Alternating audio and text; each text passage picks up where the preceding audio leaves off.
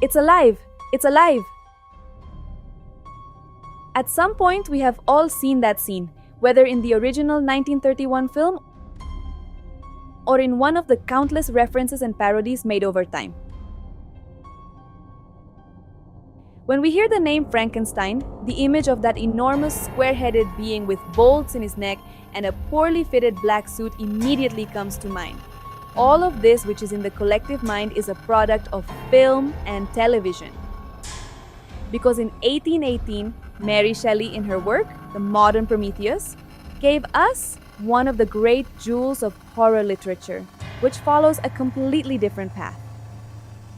The author herself tells us that she and several friends, gathered around a fireplace in the Swiss Alps, challenged each other to each write a horror story, but hers was the only one that saw the light of day, and thanks to that, we all saw the darkness of the monster.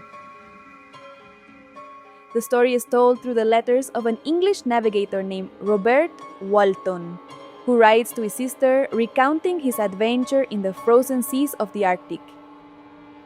In his letters, he tells her that he found a man on the ice who was pursuing a second being, which had a fearsome appearance and moved in a superhuman way across the ice. Robert shelters and tends to him inside his ship, and after some time, his guest, named Victor Frankenstein, would confess to him the most incredible and terrible story that brought him to such an inhospitable place. Through Robert's pen, we learn about the life of a young Swiss man with a great talent for natural philosophy, who through his research manages to create and give life to a humanoid creature.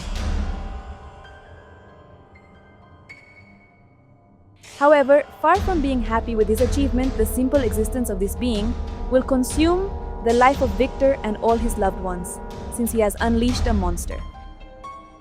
But it is here where the novel earns its place in history. Because as we can read, the monster does not have the grotesque appearance we see in the movies. The monster is not the creature created by Victor. The monster that those involved face has many faces, and all of them reflect goodness and love, but not for what they do not understand. Mary Shelley presents us with a young victim who suffers the most unjust treatment, merely for the simple fact of existing, just for asking for something that every person should have, for the simple fact of existing, just for wanting to be loved. There are no monsters in castles here, no mad scientists, nor hunchbacked slaves under an electrical storm. Here there is a totally human monster. You will not read about angry mobs with pitchforks and torches hunting the creature at night. What you will read is much worse. It is human nature hunting itself, and it is more terrifying because it is more real. It is so genuine that you will be able to feel the frustration and despair of the victim. We will accompany Victor in his agonizing race to try to make amends for his mistakes and protect his loved ones, while we see the terrible monster emerge, a monster that will consume everything. The modern Prometheus, Frankenstein's monster, is that evil being that dwells in all of us, which is full of prejudices and a false morality that does not allow us to accept others. In the end, the author leaves us with a great lesson about the nature of true monsters and the responsibility of parents towards their offspring.